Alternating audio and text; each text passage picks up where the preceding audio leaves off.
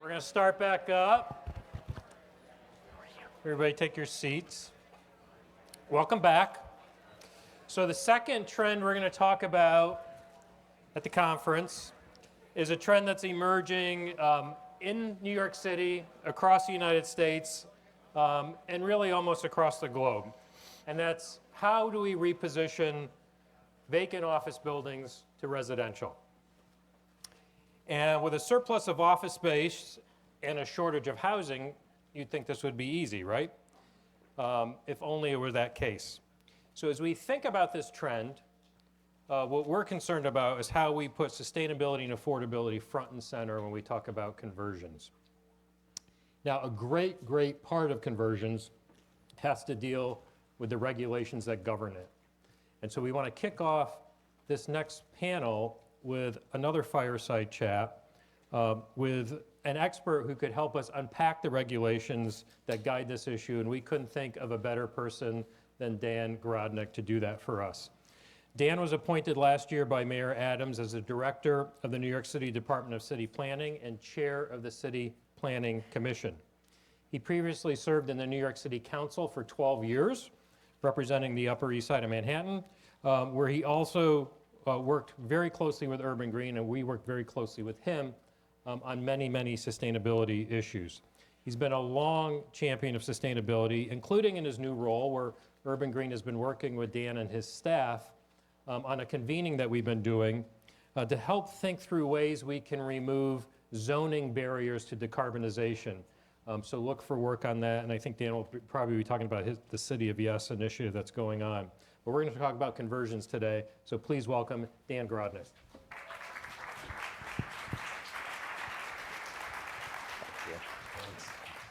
Dan, welcome to the stage. Thank you very much. Good to be here. Great. So let's talk about the policy basics right now when we think about conversion. What are the laws that govern conversion today, and what lies at the state level versus what lies at the city level? Right. So it's a complicated process when somebody thinks about converting an office building to residential. You have the individualized considerations of any building, the shape of the building, the configuration of the building, the tenants of the building, the financing of the building. But then you have a number of laws which also make it extremely complicated and restrictive. We spent about a year studying the most significant obstacles that exist for an office to convert to residential. And what we found were a couple of things that jumped out for all of the experts and stakeholders. The first was the date of construction. Today in New York City, if you want to convert an office building, you have to have been built before 1961 or 1977 if you're in Lower Manhattan. That's number one. So by taking a renewed look at the date of eligibility for buildings in New York City, we have an opportunity to dramatically expand the number of buildings that could be eligible. That's number one.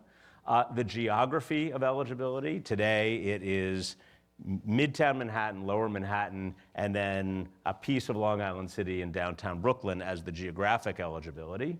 We think we can expand that to other mid-density and high-density commercial districts around the city, of which there are many more than there were when the zoning resolution was adopted. And then there is relief that the state can give as it relates to the specific rear yard configuration types of limitations in the state's multiple dwelling law, which have an unnecessary impact on the ability for an individual building to convert. So you take a look at those factors and you throw them in the mix, and it becomes even more complicated than any single individual building decision. So we have some work to do to make sure that we can make these reforms. I will note that we tried to get the state of New York to help advance some of these for us in this legislative session. About 30 minutes ago, we learned that definitively they are not going to deliver any housing changes in Albany, but we will continue to push in Albany, and some of this we can do ourselves and will. Great. So Let's talk about, so how do we enable more of these? And like, how do the laws beyond just the date issue evolve to help accelerate this trend? And then what's the role of DCP in all this? Right, so moving the date from 1961, 1977 up to 1990, and also to change the geography would capture another 136 million square feet of eligible office space for conversion. That is something that we intend to do. That is something we intend to propose through the Department of City Planning as one of our 3 text amendments. You noted in your introduction the text amendment that we are working on together for carbon neutrality. That is one of 3 citywide proposals that Mayor Adam has charged us to make. First is on sustainability, the second is on economic opportunity, and the third relates to housing.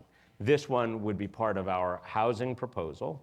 And we will continue to push in Albany for what we hope will be a tax incentive to actually make conversions more possible, and also to include an affordable housing component for conversions for which there is none today. So we think that the combination of date change, relief in the MDL, and a tax incentive are really important for us to be able to get this process moving and to see more office conversions than we have seen in the past. Right. And so those first 2, the date change and the location, that's a city council decision? Yes, we certainly can do that in the city. The state also could have done that because they are the state of New York. They could have done that for us, but we can certainly do that ourselves. It just takes a little longer as part of our ULURP process. So conversion seems to be a growing trend, and like Urban Green's a win dummy for this because we are now in our 2nd building where our lease has been terminated because it's converting from office to residential. So we think it's a growing trend. I'm not sure it actually is, but if you want to know where it's going to happen next, just follow where our next lease Follow is. Urban Green. But do we actually have data on this? Is this a growing trend? Does the city track it? What do we know? Yeah, well, in the last 10 years, there have been 50 buildings, 4,000 units of housing, 4,000 hotel units. So it's not an extensive program to date. And we project that if we're able to make the changes that we want to make, that we would create another 10 to 20,000 units of housing over the next decade. But I think it's important to connect why people are so focused on this right now, which is we're in the middle of a housing crisis, and we have changing trends on the way people are working, and we have an 18% vacancy in our commercial office buildings in New York City. So you take those 2 factors together, and it leads people to the obvious conclusion that we should enable more office buildings to convert. However, the conversion of office buildings is not the thing that will solve our housing crisis, and I think that you may have a slightly skewed view based on your own experience at Urban Green as to how often they're happening. But what we really think we need to do, particularly now, is to lighten those rules, enable change, and to adapt in a way that's consistent with the moment that we are in. We think it'll be good for those buildings, good for commercial office buildings more generally, and also help us create some residential units in the process. Got it. So what sustainability considerations would you like to see as we think about conversions? Yeah, well, the big one for us, and this is something that is key for the way we think about office conversions. You've got, I know you were talking about this in a prior panel about embodied carbon and adaptive reuse of existing buildings. This is the best example of that, where you have a chance to take a building which is underperforming but could be brought up to new life, new standards, new opportunities for the city and for future tenants. So we see this as its own thing, as an environmental initiative. And I will note that the second text amendment that we are advancing, which is for economic opportunity, is also about allowing space to be repurposed for economic opportunity. We've got too many rules and regulations that are limiting growth and change in New York City. We need to not be an obstacle. We need to enable this to happen, particularly right now. And we've just come through a pandemic. and we are watching in real time the change in the way people are working and living, and we as a city, we need to recognize that and allow for change going forward. So on this track, have there been any discussions or considerations for how Local Law 154 would apply or not apply to conversions? Yeah, we've looked at this. Now, we think that anybody who's doing a conversion, they'd be well suited to actually electrify buildings. The local law itself does not apply to conversions, but there are lots of reasons why somebody would want to make those changes when they are going through significant renovation in investment as part of an office conversion. And then you mentioned the incentives. What type of incentives do you think would move this market? Yeah, it's a property tax opportunity, and it's something which can only be created by the state of New York. If we could do it ourselves, we would. But an opportunity to abate property taxes for a period of time in exchange for permanent affordable housing as part of the office conversion to residential. I happen to think this is a really important initiative. It's something that we need Albany to give us the opportunity to offer. The program itself is important regardless, because this is a lifeline for underperforming office buildings and a moment when we are really struggling. So it's an important thing for us to do, but that piece is also really important for us to advance. We want to encourage people to make this change if it is beneficial, and when they do it, we want them to deliver affordable housing to us in the process.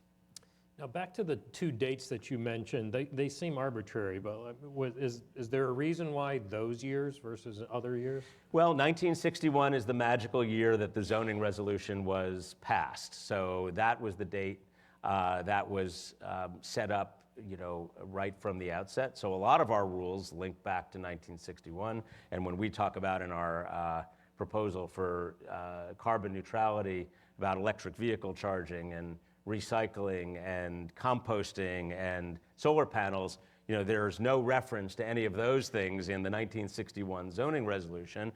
The date was changed in Lower Manhattan to 1977.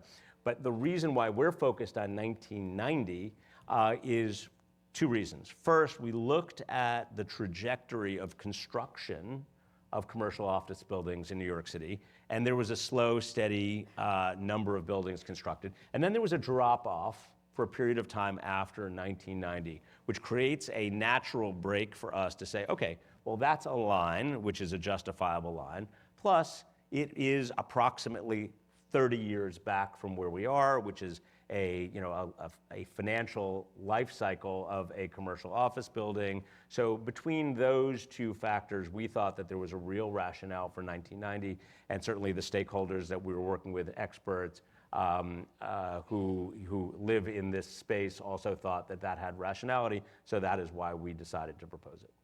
And then back to the issue of zoning on where conversions are allowed or not allowed. What are the main considerations for that? If you are in a place where residential is allowed, and you're in a geography, which today is Manhattan plus LIC and downtown Brooklyn, and you were built before 1961 or 1977, you're good to go. But if any of those facts are not present, like, for example, you can consider Midtown Manhattan between 24th and 41st Streets, where we have a significant cluster of manufacturing zoning. Now, there's residential buildings sprinkled throughout there, which have come to be through one-off changes. But writ large, the zoning in that area is manufacturing. So if you have a commercial office building that wants to convert, and even should convert in some cases to residential, they can't. Barred, cannot do it. So you have to have underlying zoning which would enable residential housing. Midtown Manhattan, 24th to 41st, in some places, you do not have that by way of example. So that's a critical piece of all of this. So will the third part of the City of Yes carbon neutrality kind of look at those zones and how to expand them? Yeah.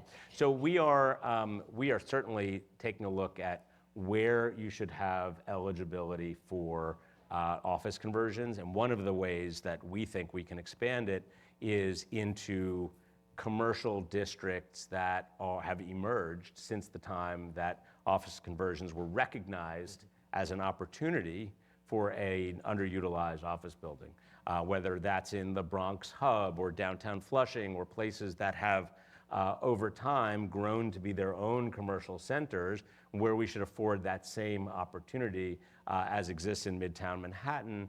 Those are places that we want to enable. Plus, we're taking a look at our neighborhoods in New York City, like Midtown Manhattan or Manhattan South, plus Jamaica, plus Jamaica Queens, plus the East Bronx, plus Atlantic Avenue in Brooklyn, plus. So we are looking at neighborhoods which we believe have zoning which is limiting growth, limiting opportunities for housing, job creation, and also, but secondarily here, office conversion. So where you have that residential as an opportunity, either in a C district or R, that's where you can do it. So we're looking at this as broadly as we possibly can. So this is just a small slice of your portfolio. What else, or what's next on the DCP agenda? Well, so we have those 3 citywide text amendments, which I can assure you are going to be a heavy lift all around. We really appreciate the partnership that we've had with Urban Green and many of you in helping us get that launched. We need to get it passed. So here we are in June. There will be a vote in the fall. We need 26 votes in the City Council.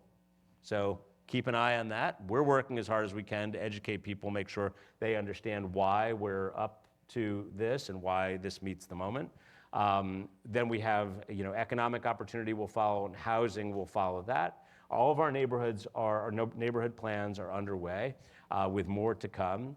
And then we're looking at the ways that we can do our job better as stewards of government, entertaining private applications to make change here and there. We want to do a lot better as an agency to make that process as easy as it can be, and it is not easy, to take a look at our environmental rules, review procedures, and streamline them where we can, and to find ways to do better engagement with communities so that we can connect why a new opportunity, whether it's for a commercial office building or a residential building, why that may affect people's lives positively, and to do a really good job in helping to connect the work that people are bringing to us with what the opportunities might be in individual communities. So we have a full plate, but first up is this text amendment on carbon neutrality, and we're really excited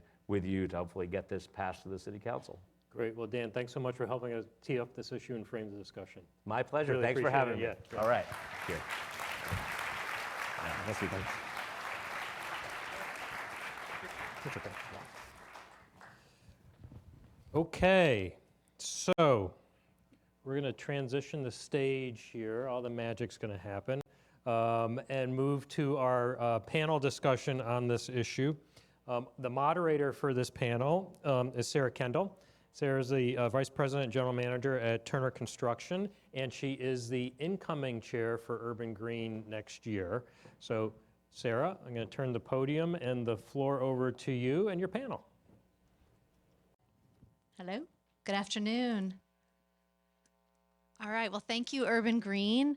And I have to say, I don't know if that was teeing up this discussion or a master class, but certainly we want to now dive into what industry experts have to say about the challenges of conversions, keeping in mind to sustainability and affordability. And so I'd like to start with having our panel introduce themselves, starting with Yasemin.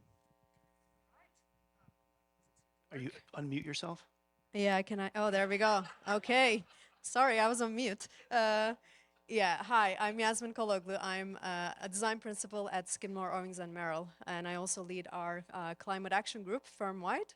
And also I'm the co-chair of the AIA's Committee on the Environment, and probably I met many of you here, and thank you for being great collaborators in this work that we do towards more green environment.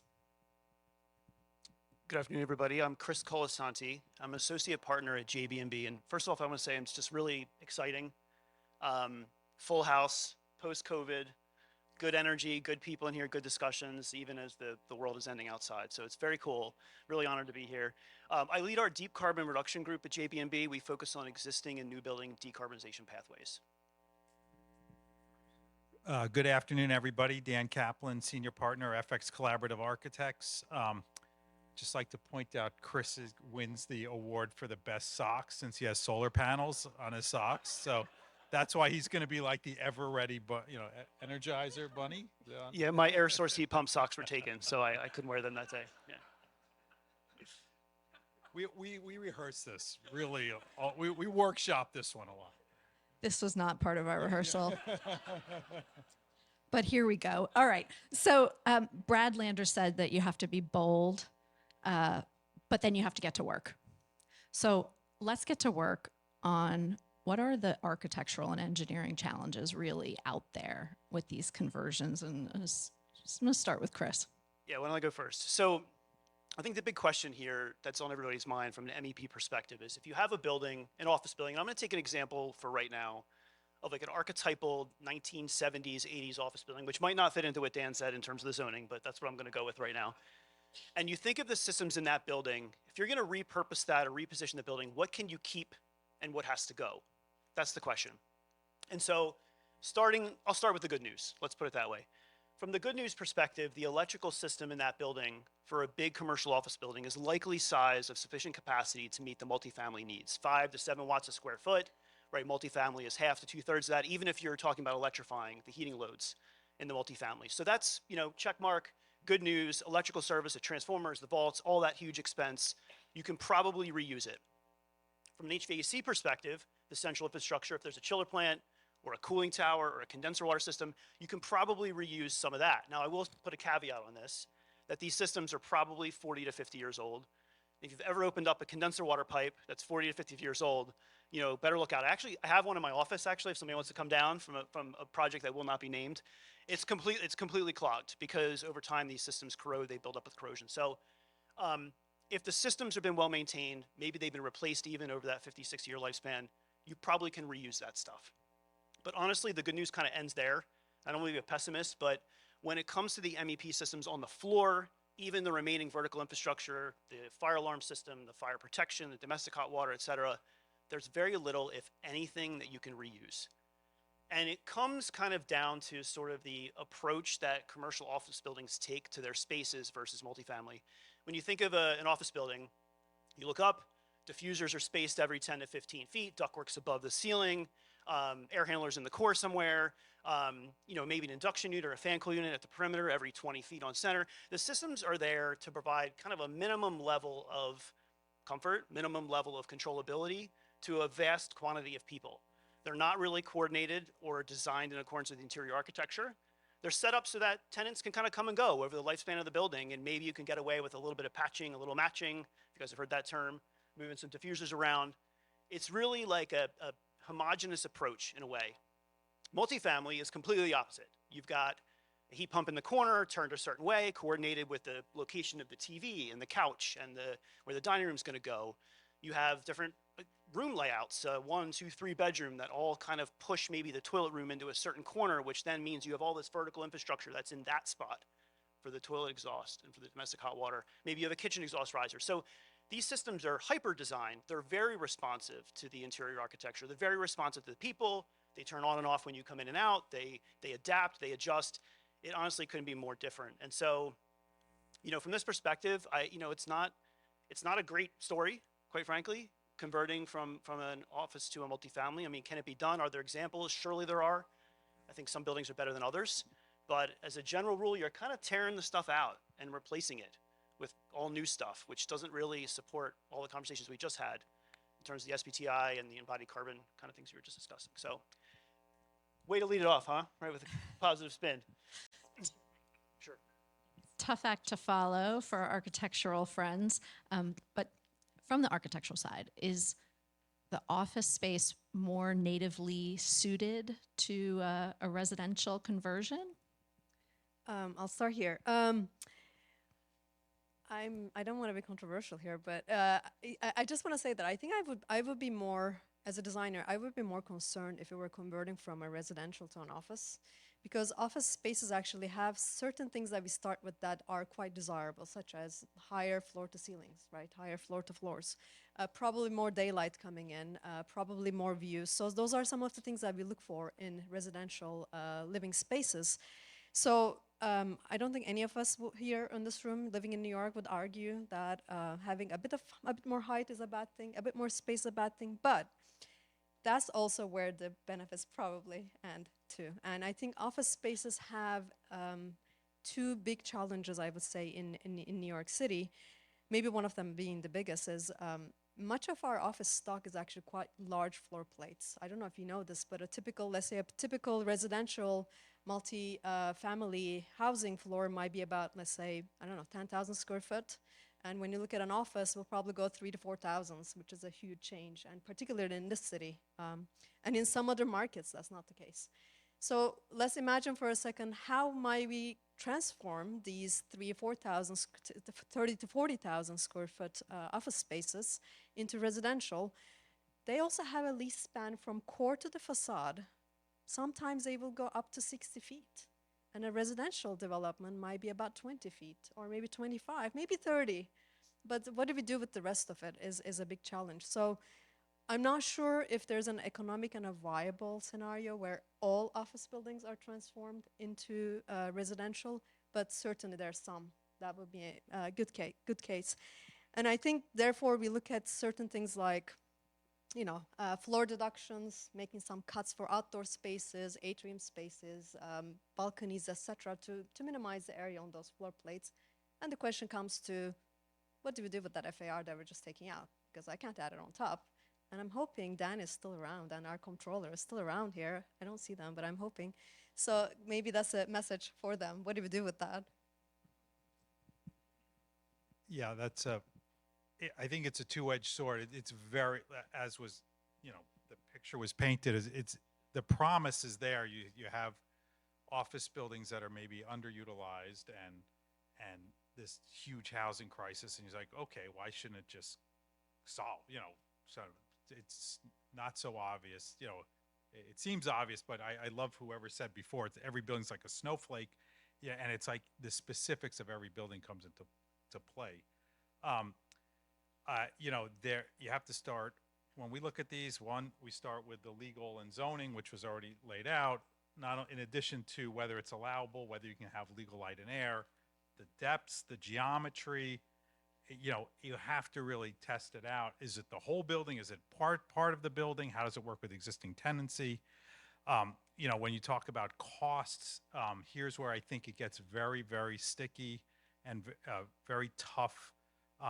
You know, if you just start with the way floor area is measured and the way buildings are valued, you know, if you start with a physical square foot, in New York, you're paying probably 1.3 on top of that square foot. In like Boma and other places outside of New York, maybe it's 1.15 or something like that. But you start, here's your, for an office building is valued at 1.3. If you take a residential building and you lay out, you're really renting on the net. And by the time you're done with the most efficient large residential building, subtracting all the cores, corridors, amenities, you're probably 0.8. With a conversion, you're probably 0.7. So now you're going 1.3 to 0.7. That's an enormous, enormous difference in how the building is rented and valued and financed. So that's why I think this is a slow-moving financial problem. And then once you then start carving away at the building and you add all the capital on top of it, it's is why it's not just happening all at once. I do want to point out one other sort of going back to the zoning and so forth, that one other really interesting thing though is, you know, as an opportunity, as a city, we're not really great at, I mean, we're great at building things, there's no question about it, but getting things, having the permission to build things is really difficult. And, you know, rezonings are tough. They're very difficult. And, you know, you've heard of not in my backyard, but these buildings already are in our backyard. So I think there's a little bit of a real opportunity here in that, you know, the mass is there, the physical part of it is there. They sit on really great infrastructure of transportation and of civic infrastructure and so forth. So, you know, it's really this balancing act of great opportunity and great challenge. Just on the opportunity, Dan, you know, this kind of ties in the conversation before, the embodied carbon discussion and the reuse and sort of a motivation to make this happen. You know, I just kind of painted the picture black about the MEPs, that you have to redo all of them. But even if you did have to do that to make a project work with the right access to light and air and with the right, you know, spacing to the units to the facade, the MEPs are probably 15% of the embodied carbon, something like that. So that's a small price to pay if you can save the structure and the steel and the rest of the building and rehabilitate something that would have gotten torn down. So I want to talk a little bit about that. The embodied carbon is a big upside. There are upsides. Challenges, yes, but there are upsides. And so I want to ask, you know, what are some of the other reasons, hint, hint, sustainability, that we would want to really focus on making these conversions happen? Not just the housing crisis. Right. I'll start here. I don't know if Dan Ladner is here with us, but you know, once somebody asked me, we're talking about cars for a second. He was talking about cars, right? And the question was, where are the emissions for cars? And of course, it's when you drive it. Of course, there's a big chunk. But somebody once asked me, what's the most sustainable car I can buy today? And my answer was, is the car that you own. Because the embodied carbon of that car, meaning, you know, the emissions that we have to produce that car, a new car, with all the steel, all the rubber, everything that goes in it, is probably better. So I think this is the same case for the buildings often, not always, but often, is that the structures we have, the buildings we have, are probably already saving our planet rather than knocking them down and adding additional carbon into that. And in the conversion also, so not only we are saving embodied carbon in this kind of conversions, but also just inherently office spaces versus housing. Housing, actually, if you look at the operational carbon of housing, operational energy use of carbon, of energy use of residential buildings, it is much lower than commercial buildings, for example. So inherent to their use, inherently, they're more sustainable buildings to begin with. However, we still need office spaces, so I don't think I'm arguing for not having them. But I think it's inherently, I think, you know, there's a general focus on well-being, on sustainability, on energy and carbon in residential. To add on to that, it's also the time when you're doing this work, when you're converting from one use to another, that's the time you're making an investment already in new systems. That's the time when you can integrate energy storage capabilities, grid resiliency, all the things we were talking about earlier with the electric grid and the constraints with the grid with electrification. These are the times when investments can happen. So not only are the loads lower, but you can implement strategies at that time that you wouldn't have been able to do in an occupied office building that's humming along doing its thing. It's very hard to spend money on upgrades in a system that's already working. It's when you're repositioning, when you're changing, when you're upgrading, that's the opportunity to invest. And so it just makes it even better. And then just adding on the urban realm point of view, you know, I thought where you're going with the car was very interesting. It's like, well, what's the most sustainable car you can get? Is a car you don't buy. You know? So, what I think, you know, what's great about these buildings is that they are already part of a dense urban transportation oriented network. And so I think, you know, from a sustainability point of view, the repurposing of them is essential. I mean, and if you could, you know, if we add more housing supply and people want to live here, and it gives a place to rent, the alternative is to, you know, if rents keep going up and people are priced out, they will move to places that are generally, you know, more carbon impact lifestyles. Earlier said that demand is a factor in conversions when he was speaking.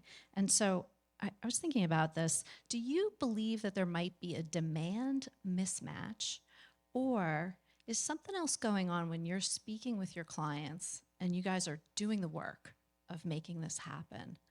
What is exciting our clients about this, and what is concerning them when you're working with them to make these conversions happen? Is it about demand, or is it something else? When you say demand, are you saying that people are demanding new construction? Is that when you say demand? He mentioned that Yeah. communities want old, historic, maybe not even historic, but they don't want to see buildings come down. There's a demand to keep the current buildings there and reuse them, adapt them. Yeah, I mean, I think this is, I mean, what I've been, sort of my take on that is that this is really a policy issue about really recognizing the value of the embodied carbon. I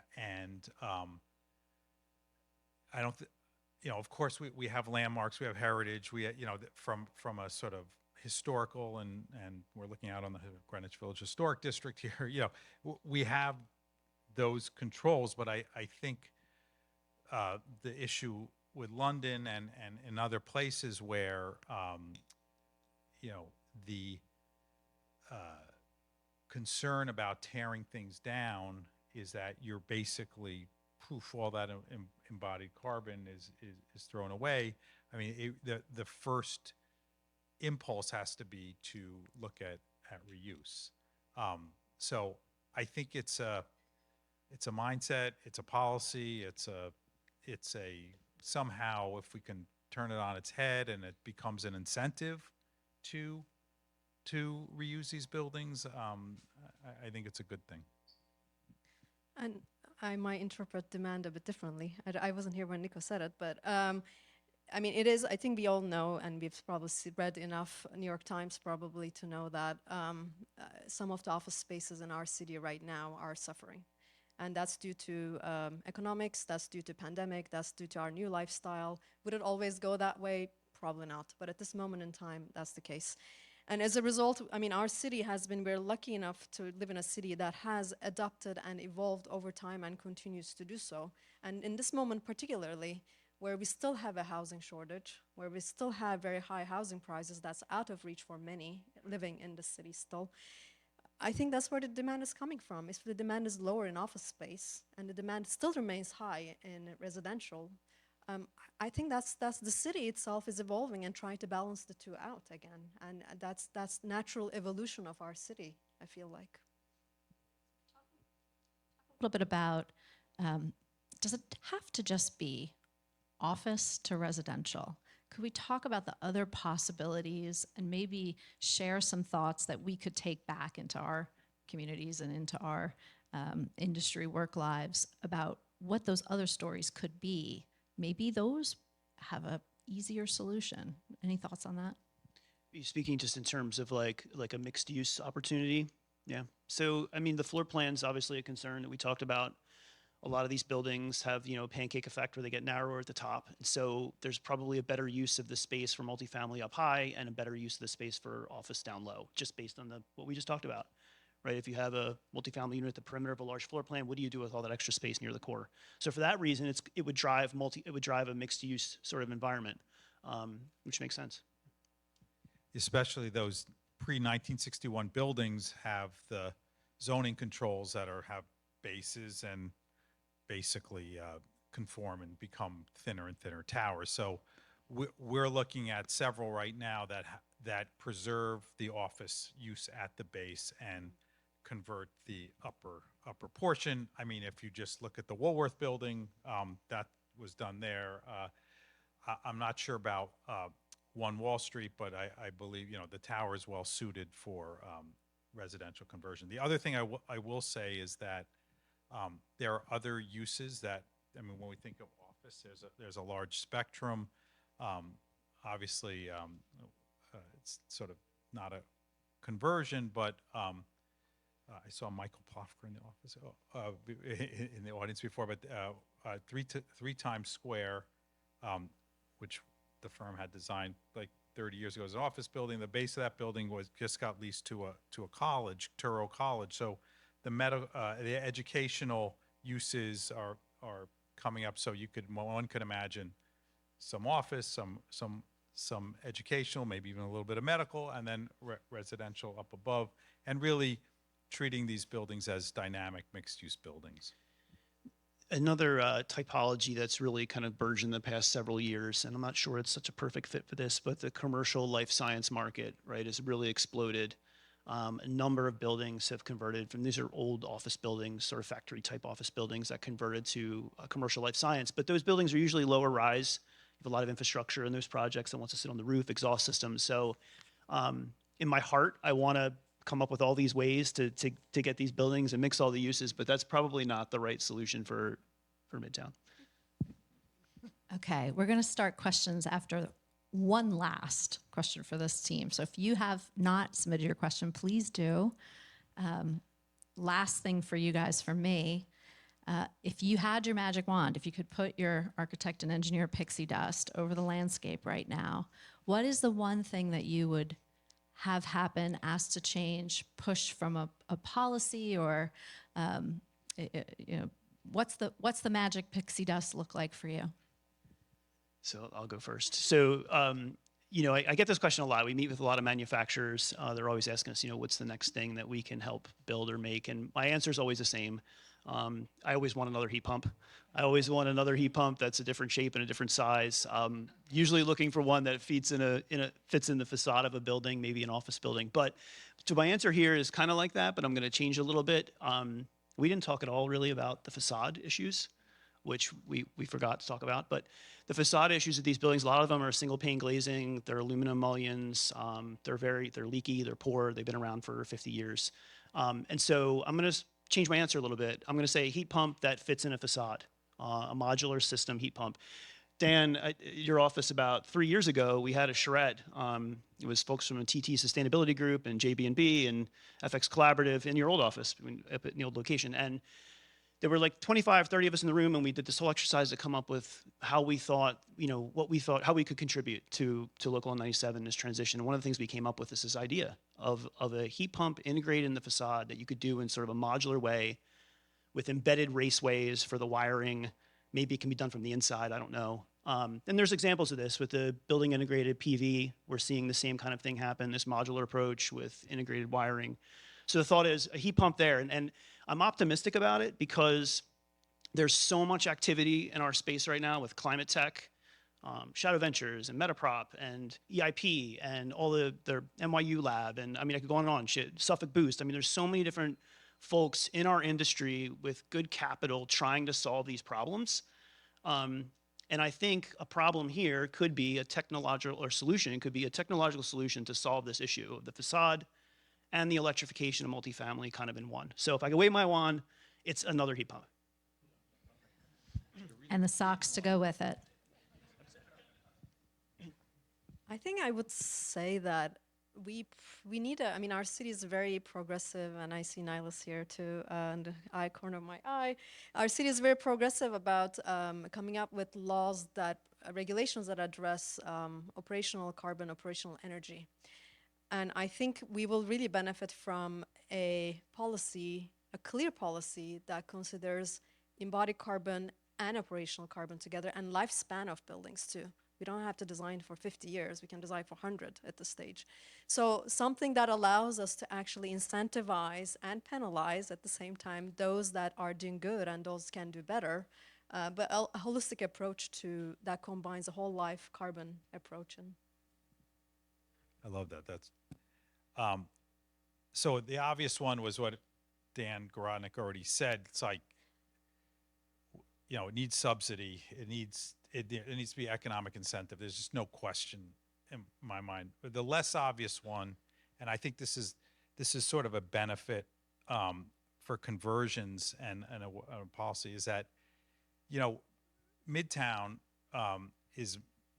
it's got a lot of variety and so forth like that, but it's generally a monoculture of office use. And I think the one of the great promises of conversions is that you get a much more rich, vibrant streetscape. And So, I mean, the less obvious one is, I think, and there's already some traction on this, but really pushing, I think if we could really invest in the public realm in these central business districts and places where there are conversions, I think then it would really support the desirability of these neighborhoods and for residential use, and make them the most interesting, attractive, wonderful neighborhoods that people want to live in. So I would say invest in the public realm. Thank you. All right, very popular question is this a challenge that's unique to New York City, or are there other jurisdictions that have approached this successfully? So from my point of view, so we do a lot of work in Washington, D.C. and in Boston, and we've been watching this and looking at suburban ones. So the zoning, multiple dwelling law, the whole regime here is much, much more restrictive. And you combine that with just the financial constraints. We have much, much smaller units here than in other places. And when you add those two things up, you talked about the core to wall dimensions. They're deeper for residential in other places because the units are bigger, and interior bedrooms are more of a norm and things like that, where things we can't do here. So it's a little looser. We've done studies on the sort of classic suburban office building conversion, so building where you have like 45 feet core to wall, of 30 or 40 foot core, and 45 feet core to wall. And in some of those markets, it's not that far off in terms of converting those to residential. I think it's just so pressurized here, and we also have these very, very restrictive laws for good reason, but they really tend to be a barrier to doing this. I would say that this is actually an issue that many of the large cities of our scale are facing today. And due to the way we work today, we all figured out that we can work remotely, for example. And also, but at the same time, I would say that this is a fairly, particularly United States problem in terms of floor plate size. Because when you go to Europe, for example, the floor plate sizes are comparable to residential there, so this type of conversion is a lot easier. Of course, there's exceptions to this rule, and those were often governed by daylight, getting access to daylight for every person who's working in there, the well-being of those employees. So there were other rules in place when they were built, and those are rules that we're looking at today more carefully here, but our existing stock did not necessarily respond to it. But that goes to your point about flexibility.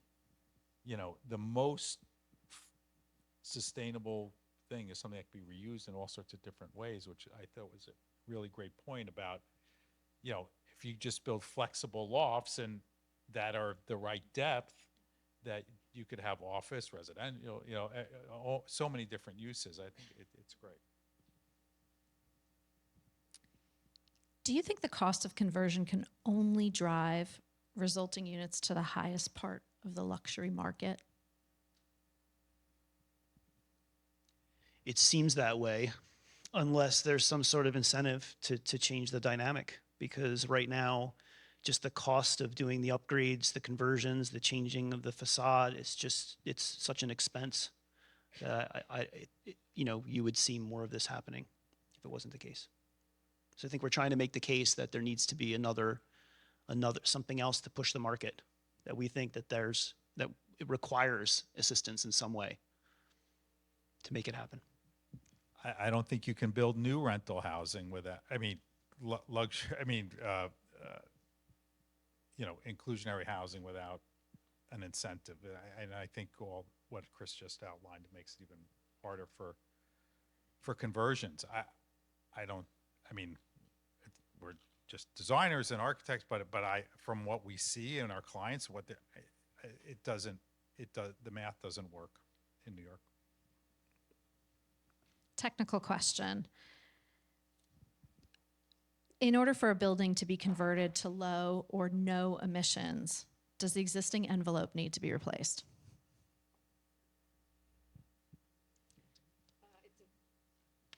It depends on the building, I think. I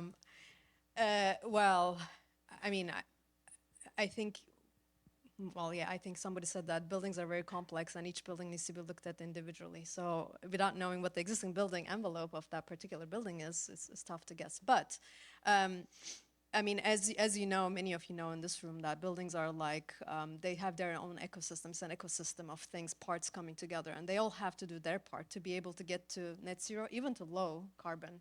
They all have to play their part, and facade is a big piece of that puzzle there. So if you have a leaky facade, if you have a, I don't know, low U value, a bad G value facade, there's probably no way we're gonna get there.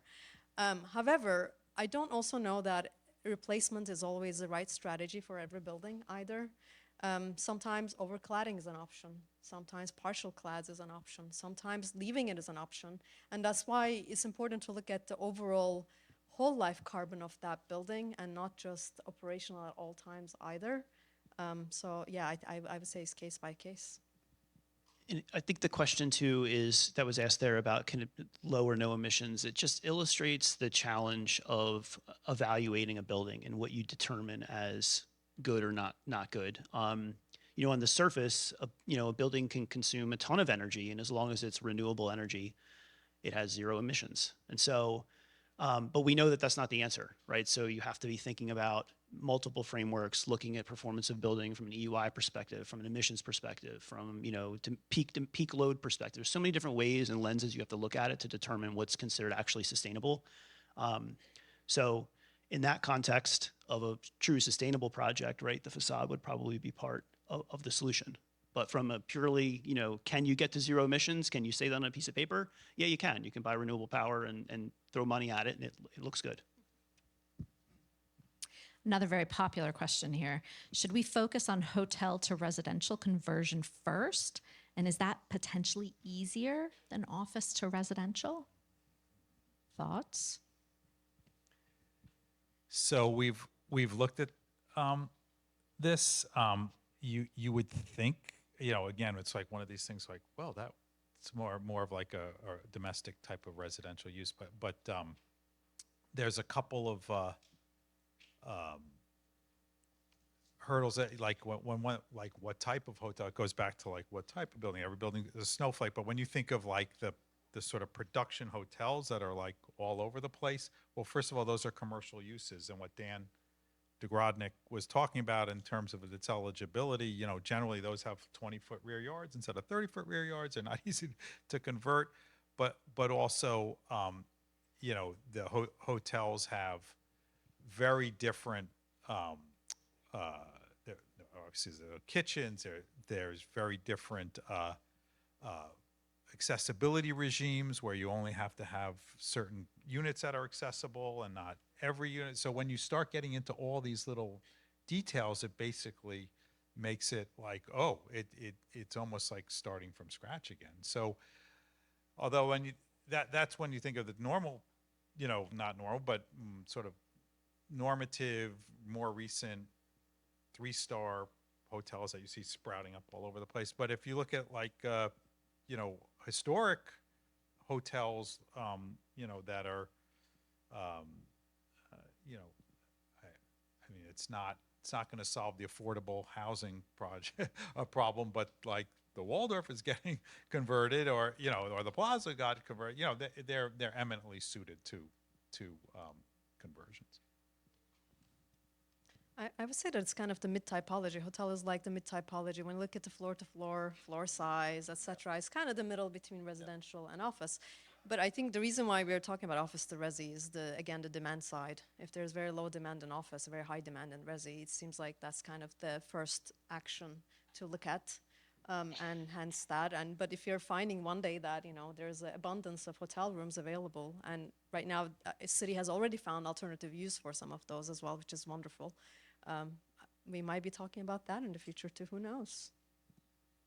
Okay, getting positive. Here's another popular question. I love this question.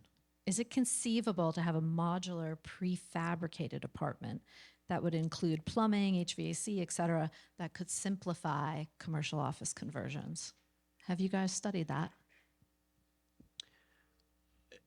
We haven't studied that per se. I mean, in a commercial office to multifamily conversion, you have the slabs in place, and you're living within an envelope. So to insert, I'm thinking of the example of the work that was done over in Brooklyn near the Barclays Center, and that was done a little differently with sort of pods kind of pre-assembled and stacked into place to create multifamily.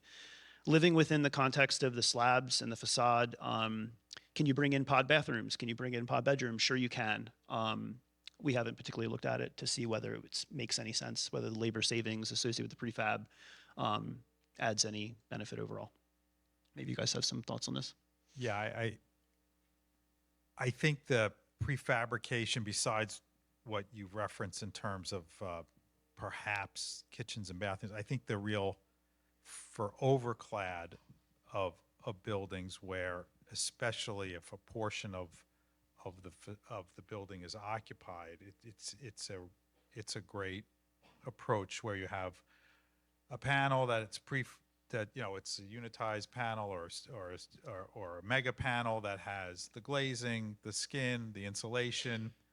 In our conceptual design has any new HVAC infrastructure wiring in it, so that you could basically overclad. Maybe there's an office user down below, and above it's vacant, or maybe there is residential use. So you overclad and then come at over a weekend and pull out the window because you already have the new window, and then build the bridge and do it. I think that type of prefabrication is, I think, where the possibilities are for conversions and for just general residential upgrades and reuse.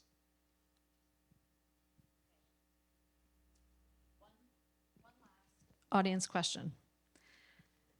Does conversion to residential fit best with one class of commercial real estate versus another? Go for it, Dan. So I believe